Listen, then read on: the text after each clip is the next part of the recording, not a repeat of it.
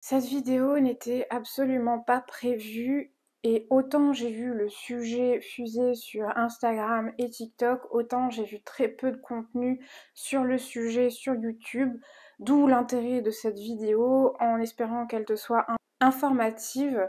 Je vais essayer d'aller droit au but. On savait tous que la fast fashion c'était mal pour des raisons éthiques, humaines et écologique et ce qui vient de se passer récemment avec Zara nous le confirme. Au cas où tu aurais loupé le coche, Zara a publié des photos de sa dernière campagne promotionnelle avec des photos pour le moins problématiques et très très gênantes. Et le problème de ces photos, c'est qu'elles mettaient en scène des mannequins dans un décor assez chaotique, réminiscent de la guerre, avec des décombres, des bâtiments détruits, etc.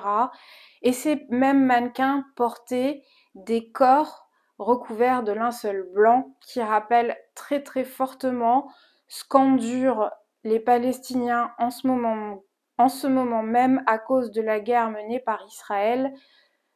Si vous êtes au fait, il y a beaucoup de ces photos qui ont été publiées sur le net où on voit malheureusement des Palestiniens qui portent le corps de leurs proches parents morts à cause des bombardements, à cause des fusillades perpétrées par Israël et ces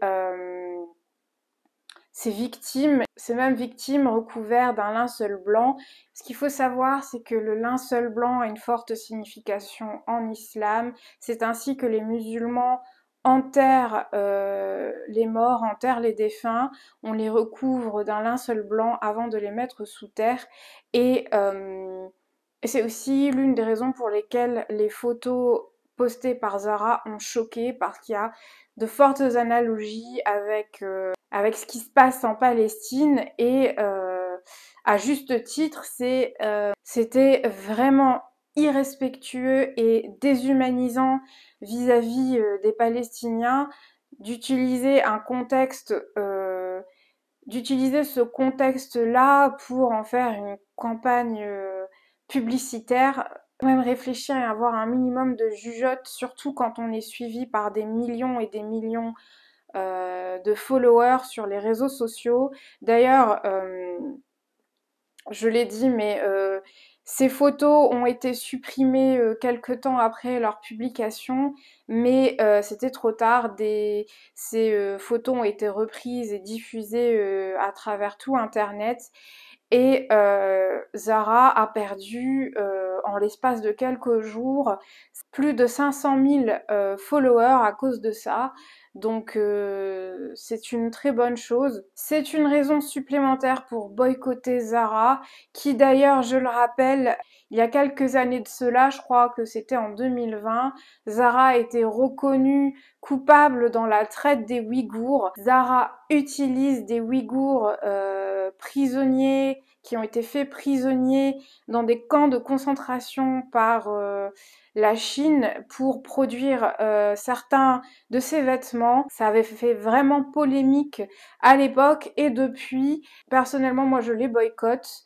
Je vous recommande aussi de les boycotter.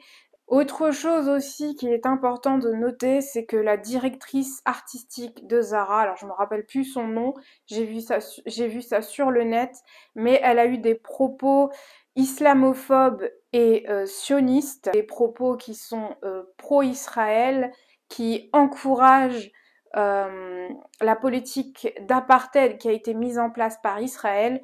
Je vous afficherai ces propos sur l'écran, ainsi que toutes les photos que j'ai mentionnées dans cette vidéo. Donc voilà, ça donne davantage de raisons de boycotter Zara. Alors quand je dis Zara, c'est pas uniquement l'enseigne Zara. En fait, Zara c'est un groupe. Il y a plusieurs marques qui appartiennent au groupe Zara. Il y a Bershka, il y a Pull&Bear, Stradivarius, Oysho. Et il y en a d'autres que je vous afficherai sur l'écran. Donc je vous invite fortement à boycotter toutes ces marques-là. Le boycott, ça fonctionne. Pour ceux qui sont encore dubitatifs, sachez que Starbucks, par exemple, a perdu 12 milliards de dollars, 12 milliards de dollars, c'est pas 12 millions, 12 milliards de dollars, suite au mouvement de boycott qui a été lancé après euh, les événements qui ont lieu en Palestine en ce moment. Donc le boycott, ça fonctionne. C'est l'union qui fait la force. À ton humble niveau, effectivement, mettre quelques euros, ça ne changera rien au chiffre d'affaires de la boîte. Mais si on est des millions derrière à agir de la sorte, eh bien ça peut conduire à la faillite de la boîte et c'est ce qu'on veut pour leur indiquer, pour leur dire que c'est inacceptable de cautionner le meurtre, le génocide d'une population martyrisée depuis plus de 80 ans.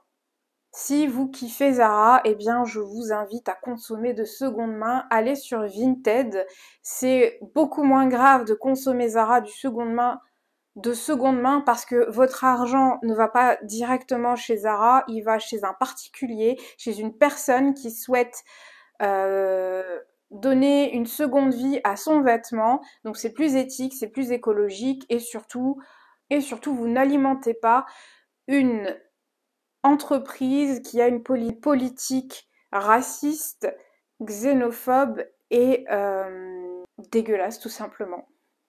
Voilà, j'espère que cette vidéo t'aura été informative. N'hésite pas à la partager à ton entourage si tu as des proches qui consomment Zara pour les tenir informés de la situation. Je te remercie d'avoir regardé cette vidéo et je te dis à la prochaine.